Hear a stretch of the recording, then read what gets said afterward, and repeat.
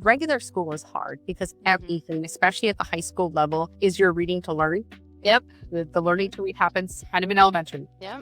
To learn is an expectation at the high school. And so when you take away that barrier for our students who struggle with the literacy piece of it and give them practical applications, not only is it something that they can excel in, but it develops and builds their confidence. And they may have experienced years of feeling not as good as their peers. And now they can have an experience where they're not just as good, but they may be better and and really helps build the self-worth. And what I've seen in my 27 years in education is that once we find that thing that gives children a sense of value, it can really change their trajectory for their future. Hello, everyone, and welcome to the Brighter Together podcast. My name is Janet Courtney, and my guest today is Glenda Butterfield-Boldig. She is the superintendent and director of special education at Bowler School District in Bowler, Wisconsin. Glenda, thank you so much for being here today. Thanks for having me. Appreciate being asked. Awesome. So tell us a little bit about your role and what's going on in your district. Great. Thank you for having me. This is my fourth year in this role at the Bowler School District. My 27th year overall in education. Funny story is I actually started my teaching career in Bowler 27 years. No, no kidding. Well, and just felt a great connection to this community. It's such a great place. So Bowler is located in northeast Wisconsin, about an hour west of Green Bay. Our district is put in the Bowler district, some of our townships, but 50% of our student population also comes from the Stockbridge-Munsee tribal community. Okay. So that's what makes us unique in that we serve, about 300 students pre-K-12, and about 150 of those come from our tribal community. So we really enjoy that great partnership. We found great support from our tribal partners. There's a tribal education department there that we meet with regularly to give us ideas and suggestions on how to improve access for all children, right? On an inclusive environment. Bowler has actually been listed as a historically diverse school district for since being in operation. So I think there's 5 in the state that have been given that label. So we're really proud of that. Awesome. And you've got some really cool stuff going on at your school, so let's hear about it.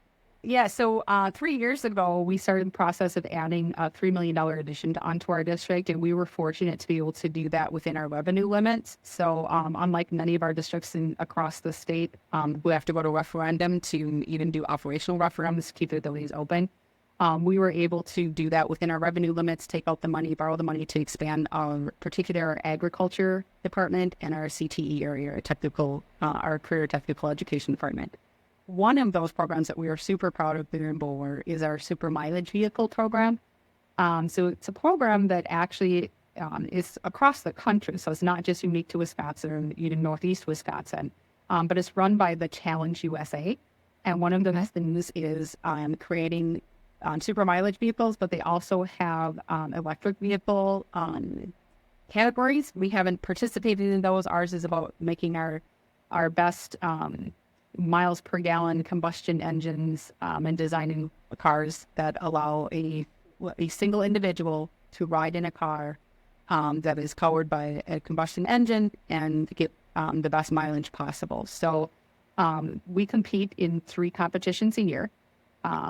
The Road America, which is at Elkhart Lake. So if anybody out there is kind of a race fan, they know Road America. And okay. We also this year we did the Autobahn in Joliet, Illinois, and then Fox Valley Technical College. So they all have race tracks. Our program is designed for students in grades 11 and 12. We have a couple of 10th graders in there, but they really need like a small engines class or welding class to be able to participate actively in the super mileage. Really starts with concept design all the way through production.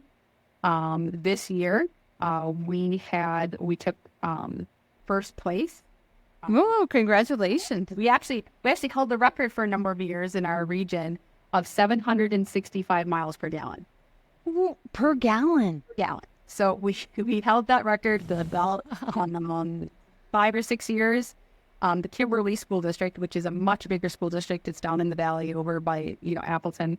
They beat us this year. They had one car that was at 880 miles per gallon this year, but we had one that had topped 800. So just very. How big are these cars? They're actually very small. So really, it's designed to fit one student in.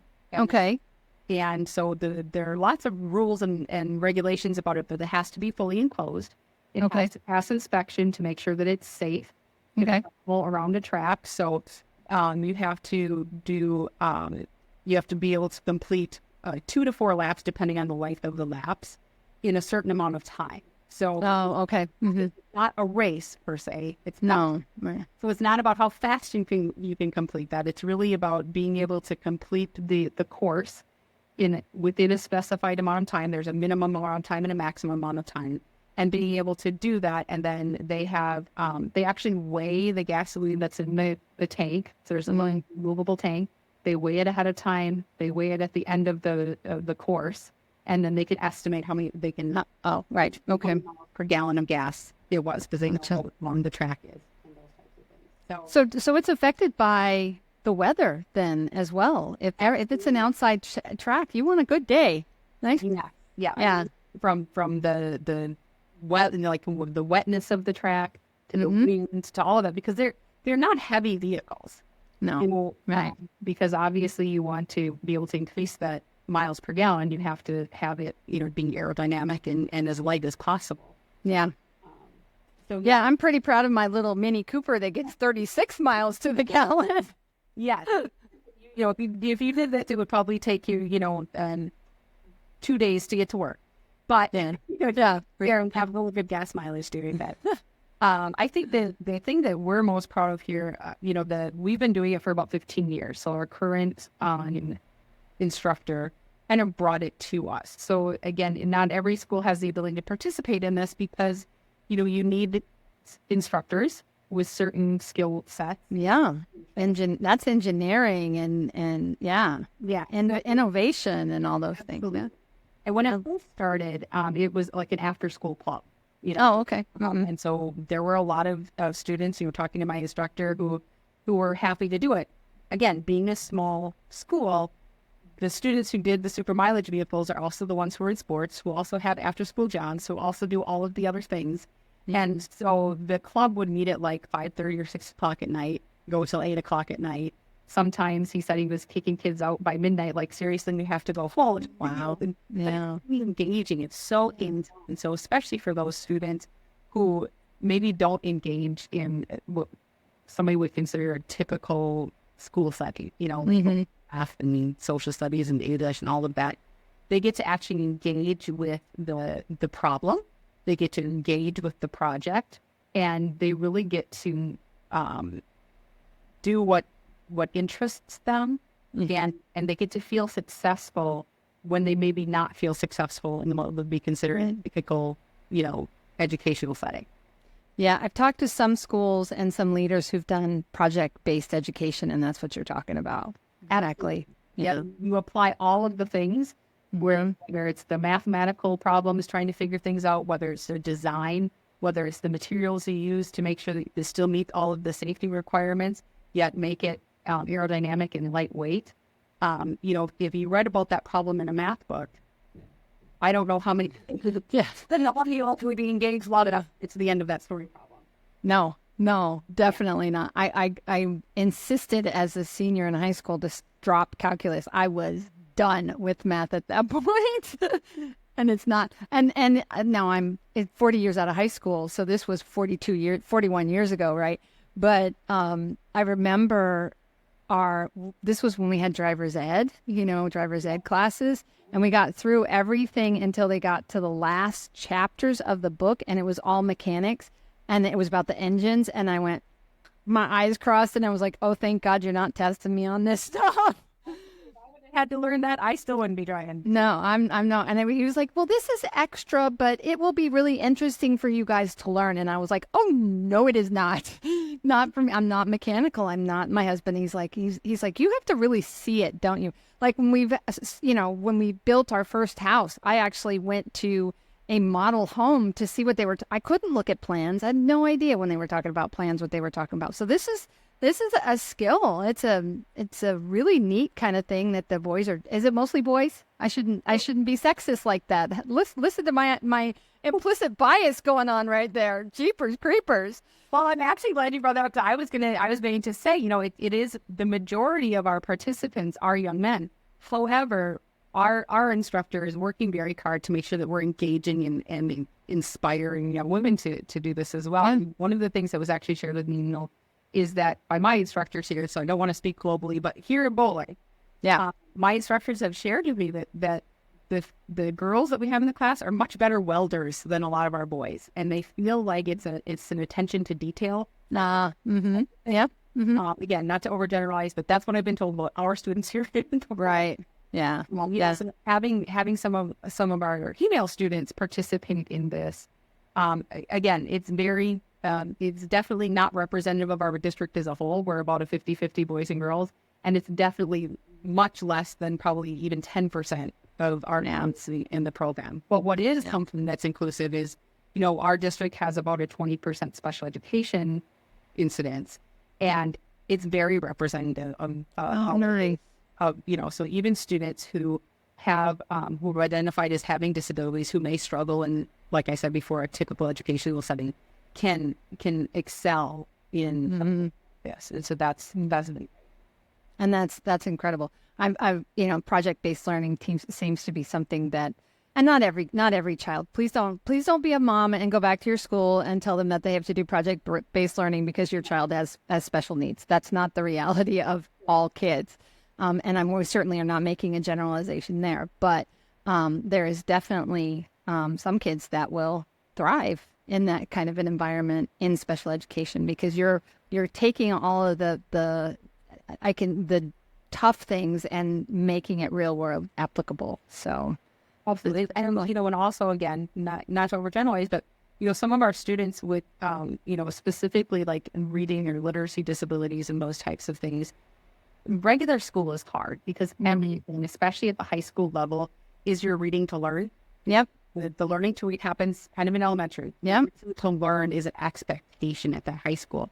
And so when you take away that barrier for our students who struggle with the literacy piece of it and give them practical applications, not only is it something that they can excel in, but it develops and builds their confidence. And also they may have experienced years of feeling not as good as their peers, and now they can have an experience where they're not just as good, but they may be better, and and it really helps build the self-worth. And what I've seen in my 27 years in education is that once we find that thing that gives children a sense of value, it can really change their trajectory for their future. And that's what this program does. That sounds fantastic. I'm thrilled for your team and for what they're doing. That you have to tell them congratulations from me, because boy, that's really awesome. And those are skills that they're going to take into adulthood. It's not just, oh, this is a really cool thing that we did in high school. No, it's something that will translate into, and it looks really good on a resume, I'm sure, too.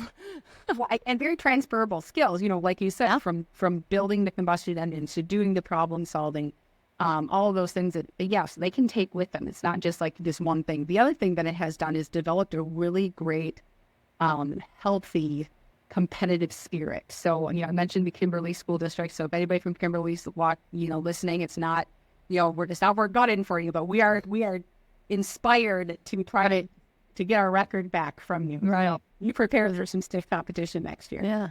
Yeah. Our church, so funny, talk about spirited competition.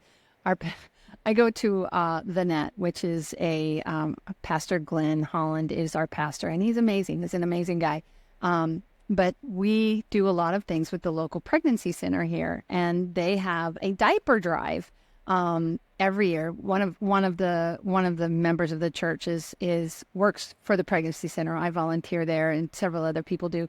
But they have a diaper drive between Mother's Day and Father's Day, and they have a plaque, right? They have a plaque. Now, we're not a huge church. There's like 120 people maybe, and there are churches in Corpus that have thousands of people, right?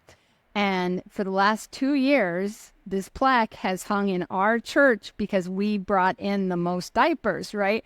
And so he's up there and he's like, our goal for this 120 people church is 50,000 diapers. And we are at 35,000 diapers the last time I checked. And that is so cool. It's incredible. Yeah. But I'm like, man, I was like, Pastor Glenn, you're almost coveting. You're coveting that plaque. But he doesn't want to lose it to somebody else. He's like, I know we can do this. We got it. We did 30 some last year. And then this year he set a goal for 50, and everybody has stepped up and is buying diapers. Now, if you buy smaller ones, the ones and the twos, you get more diapers than if you buy 5s and 6s. But it's super, and what a great cause, if we can support women who choose life and have their babies and give them diapers so that they can, it's just a beautiful thing. So, and we're in a state where, abortion has been illegal. So we want to support people, and I don't want to get political on that either, but it's just really fun. The competition piece of it was the point of all of that. And I didn't mean to digress into all of that, but it's really, really fun to be involved in something where you can have really great competition and know that you're doing something really great for your student, right? Well, but to connect to, and again, I don't think it's political, because I think also from the public education standpoint, our goal is to support and make sure everyone can be successful. So along the lines of what you're saying, is supporting those individuals who have chosen life, and you want to make sure that they start off on a good foot. That's what education is, especially public education. One of our main purposes, the reason we exist, is to make sure that every child has an opportunity to be successful and find their success in life, whatever that looks like, whether it's post-secondary education, whether it's service in the military, whether it's going into the workforce, whatever success is for them, that's the promise of it. Yeah, absolutely. And that's what we as educators do.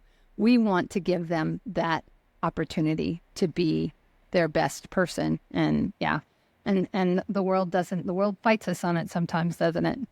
So I think there maybe is a misunderstanding of what we're intending to do, and I don't think that there could be a more altruistic purpose than making sure that when students come to me as 4-year-olds or 3-year-olds, that after the 15 years that I get to have them and help them and guide them and mentor them, is that they are well on their way to a path to a happy life. Right. That's all we're doing.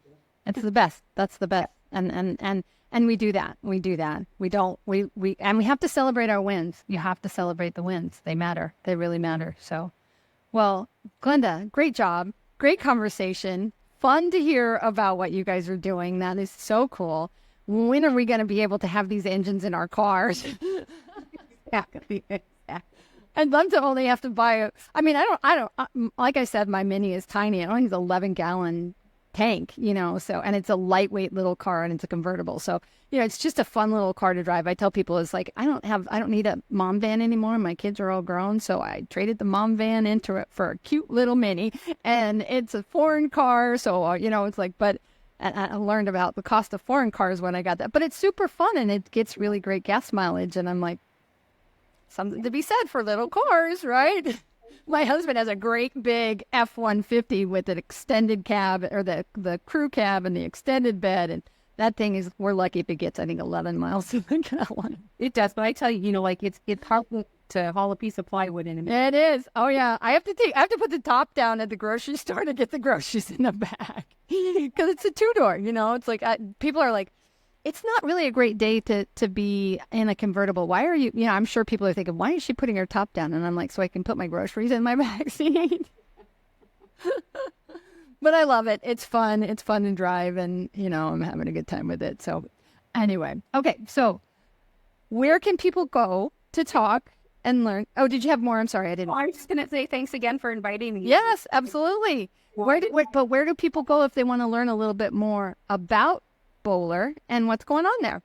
So we have our school district website. It's bowler.k12.wi.us, or you can Google the Bowler School District in Wisconsin, and you'll be able to check out our webpage. We try to keep it updated with all the great activities that are happening. Today was our last day with staff for the summer. Students' last day was yesterday, so we'll have some pictures, showing up at those end of the year things and celebrations that we've done. So come visit our website. You'll be able to find my contact information on there. If you'd like to reach out to me, I'm always happy to talk about education and inspirational things. So Awesome. So today's June 4th, but we know that it's probably going to take us a couple of months to get this out because we've got so many. But even if it's the beginning of we're probably looking into August before we'll see this. But I always tell people, if you're listening, we were talking about the end of school year because that's when it was the end of the school year, even though you're probably hearing this in August. So, but it's been a real pleasure, Glenda, and I applaud you. I applaud your staff and your kids. Great job. thank you.